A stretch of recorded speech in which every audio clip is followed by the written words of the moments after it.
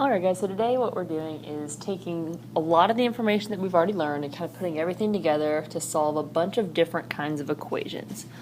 So all these are going to be solved really a different way, and more than that, they're also going to have a different types of solutions that they're asking for. So this first example we have here, it's asking for theta for all real number degrees. So really what that's asking you for is the general solution, and it wants the general solution in degrees. So what we're going to do here first is we're going to try and get that cosine by itself. Alright, so the first thing I'm going to need to do is I'm going to need to divide both sides by 4. So that gives me cosine squared of theta is equal to 3/4. So now what I would need to do at this point, in order to get just one cosine by itself, is I'm going to need to take that square root here. But remember, if I take the square root of a fraction, it's the square root of the top number and the bottom number.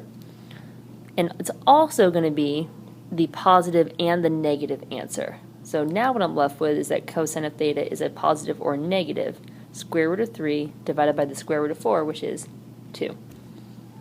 Now at this point it's a little bit simpler. I'm just solving a basic inverse question.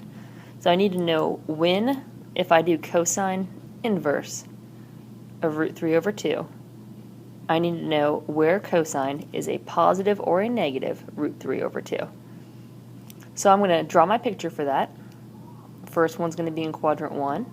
I've got an adjacent of root 3 and a hypotenuse of 2. So my missing side is 1.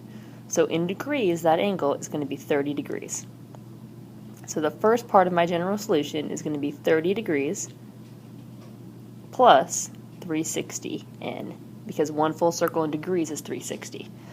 Now for this equation, remember, it tells you for all of them, so I need to know the other places where cosine is positive, like quadrant 4, which I could write as either a negative 30 degrees or as 330. I'm going to go ahead and write them all positive as 330. That would be my quadrant 4 answer. I also need to know where cosine is negative, because if I took that square root, I need positive and negative.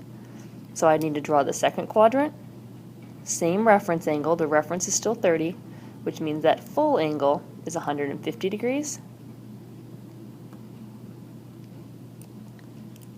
And then my last one is in quadrant 3, still the same reference angle though, but in quadrant 3 that full angle is 180 plus 30, which gives me a final fourth part of my general solution as 210 degrees plus 360n. So that entire thing makes up my general solution. Now what's important to realize here is when I take the square root, I need both the positive and the negative answer. So that's the big trick to this question.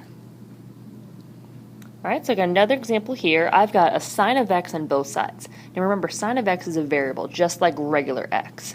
So back in Algebra 1, you'd have questions that looked like this. And in order to solve for this, you would get all of your x's on one side, so you would subtract from where there's less of them.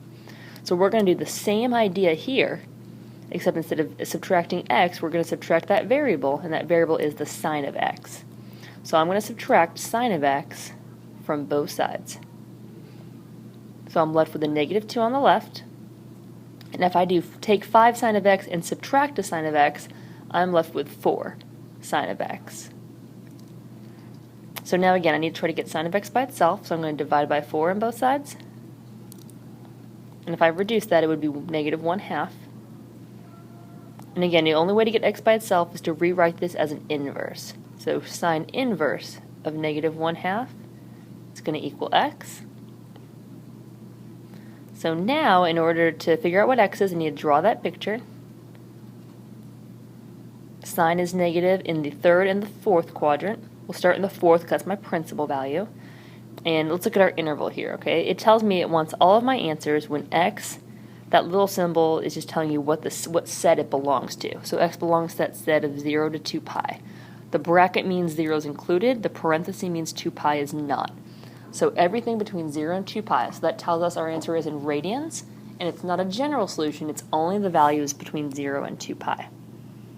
So this first answer right here, I'm going to fill in my triangle. I've got an opposite of 1, hypotenuse of 2, which means that reference angle is 30 degrees or pi over 6. So that angle is a negative pi over 6. So the first part of my general solution is negative pi over 6 plus 2 pi n. Now it's not asking for the general solution, but I'm still going to write it because it helps us to find our values between 0 and 2 pi later on. Now what I'm also going to find is the other quadrant where sine is negative, and that's in quadrant 3. I have that same reference angle. I can either do it positive or negative. I'm going to go ahead and do this one positive just because it's a little bit different. So my reference is still pi over 6, but because I'm adding pi to it, with that common denominator, that angle would be 7 pi over 6. So now I'm going to use my general solution to find all the answers that are in between 0 and 2 pi. So my very first one, negative pi over 6, that is not in that range, so that's not part of my answer. But 7 pi over 6 does fall in there. Then if I take negative pi over 6 and I add my interval, that's 2 pi, if I add that with a common denominator, that becomes 12 pi over 6, and I get 11 pi over 6, which does fall in that range. If I were to add another 2 pi to my first answer, that would be too big and outside of that 2 pi range, so those are the only two answers that I have for this equation. Alright, so we got one more. This one has a little bit of a trick to it. So now a lot of people, when they see this one, a lot of people will try to divide by sign, so I can make that sign go away. Now the problem with that, you can never divide by a trig function. Okay, never divide by a trig function, because if you do that, you can lose some of your answers. So we have to be really careful here. So instead of dividing by that trig function, what we're going to do is we're going to subtract it, and we're going to get everything on one side. Oops, it's messy. So I'm going to subtract sine of x from both sides. So on the left, I now have the sine of x times the secant of x minus sine of x equals 0. So now I just need to solve this equation. If you look, both terms here have a sine of x in it. So I can factor out the sine of x. If I divide that out or factor it out, what I'm left with, the first term I'm left with secant x, the last term I'm left with 1.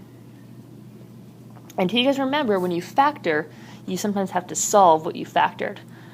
So since it's equal to 0, it has to be equal to 0 in order to do this. And since it is, I can just take each factor and set each factor equal to 0. And the reason that works, because it doesn't matter if one of them is 0 and the other factor is any other number, it doesn't matter because anything times 0 is 0.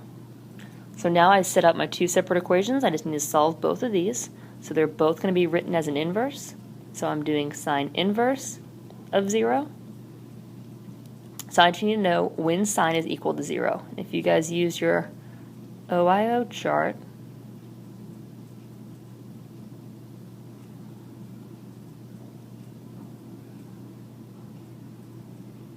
then I can see that sine is 0 at 0 and also at 180. But if you look at again at our interval up here, it wants the values between negative pi over 2 and pi, which means my answer is going to be in radians.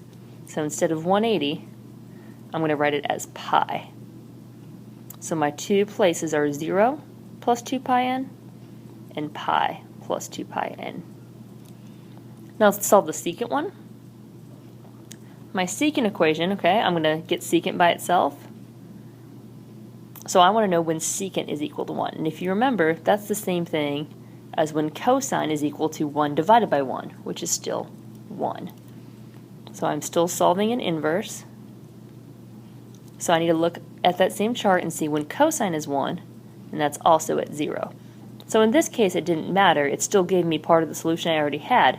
But if we weren't careful, if we divided by sine, we would have lost that pi as part of my answer. So because those two parts of my general solution are the same, I don't need to write them both on there. But I need to use that general solution to find my final answer. So my answer, that interval, it's asking for all my answers between negative pi and pi, including negative pi and pi. So if I look at my first general solution, 0, 0 falls in that range. So that's one of my answers. The next general solution, pi, pi falls in that range. Now let's look at the rest of my possible answers. If I take pi and I add 2 pi, I get 3 pi, which is not in that range. But if I take pi and I subtract 2 pi, then I get a negative pi, and negative pi does fall in that range.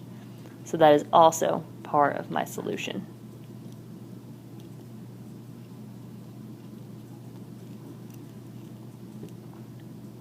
All right, so the last one we have here again looks a little bit different. We are going to have to factor, but what you have to remember, in order to solve something that you're factoring, you have to set your equation equal to 0 first. So if I want to solve this by factoring, I must set it equal to 0. So the first thing I'm going to do is I'm going to subtract 3 from both sides.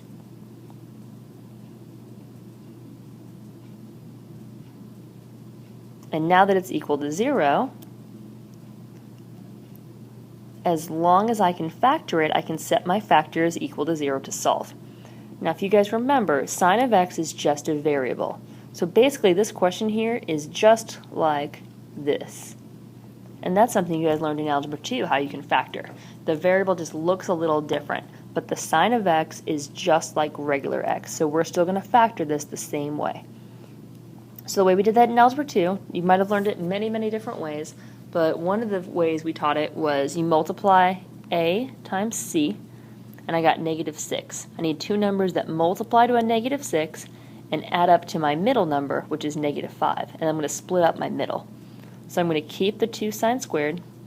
The two numbers that multiply to -6 and add up to -5 are -6 sine x and a +1 sine x. And now I'm going to factor by grouping. So I'm going to look at my first two terms, and in these first two terms, I have a 2 sine x I could factor out.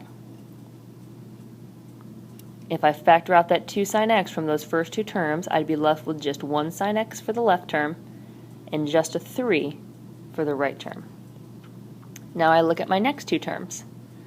There's nothing common there, so all I'm going to have is just a 1, and I'm going to leave the sine x minus 3. And if you look, if you've done this right, those inside parenthesis terms should be the same. So that means your first set of parentheses is sine x minus 3. Your last set is 2 sine x plus 1. And since this is equal to 0, the way we're going to solve this is set each factor equal to 0. So I'm going to make sine x minus 3 equal to 0, and I'm also going to solve, over here where there's more space, 2 sine x plus 1 equal to 0. So let's start over here down here on the left, where sine of x is equal, sine x minus 3 equals 0. I get sine x by itself by adding 3. And if you guys think about this, I need my opposite over my hypotenuse to be 3 over 1. And that triangle cannot happen. It does not exist. So this part of my answer actually isn't going to give me any solutions. So the only answers I'm going to have on here are going to come from this second equation. So now let's solve this second equation. I'm going to subtract 1, and then I'm going to divide by 2. And now at this point I can rewrite it as an inverse. So I need to find the places where sine is negative. So sine is negative in the fourth quadrant. That's my principal value. There's my opposite, hypotenuse. And again, my answer, if I look, oh, I forgot to put the range on here. So let's find all the answers between, let's have x from 0 to 2 pi. Forgot that I left that off. So I need to find that angle. That reference angle is 30, which means that angle in radians is pi over 6. In quadrant 4, that's negative pi over 6. So here's my general solution. And now I'm going to find the other quadrant where this is true, and that's quadrant 3. So I'm going to draw that same triangle in quadrant 3. And that angle, again, the reference is pi over 6, but all the way around the full circle, that would be a 7 pi over 6. And hopefully these numbers look a little bit familiar because you guys saw these on a previous example. If I find all my answers between 0 and 2 pi, I would get 7 pi over 6.